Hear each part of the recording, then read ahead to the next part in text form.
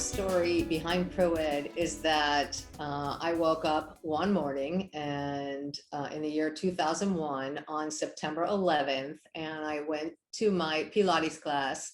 And during Pilates class, somebody came crying and said, we're in a World War III because the Twin Towers have just been hit.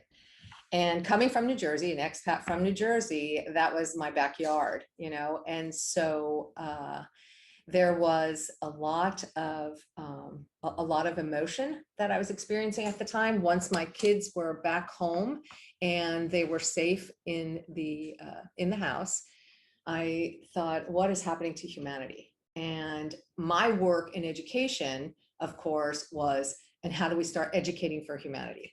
And so I sat down and thought about how I could be best instrumental in educating humanity. And so I started a program called Students Supporting Students, which was a community service project, because here in Panama, the students to graduate need 80 hours of community service, both public and private schools.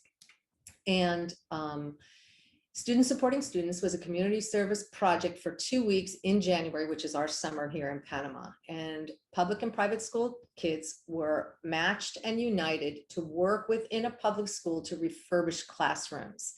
And they painted and they swept and they washed and they sanded desks, and they created bulletin boards that said, welcome back to a new school year. And they really created a friendship in a way that wouldn't ever have happened, because sometimes we don't cross barriers, right, between private and public.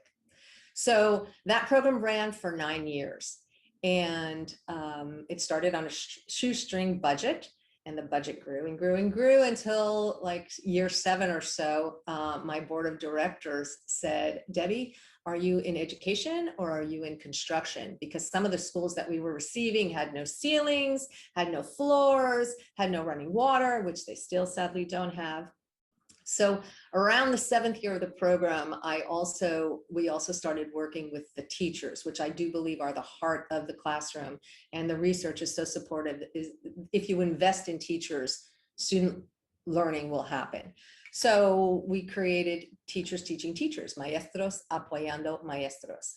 And that program just launched itself really from 40 hours to 80 hours to now we are entering in 2022 a teacher certification program called the Diplomado in Innovative Strategies for Teachers. And that's 200 hours of professional development for teachers. It's a bombardment of all things quality when we talk about students and learning and how we should be teaching.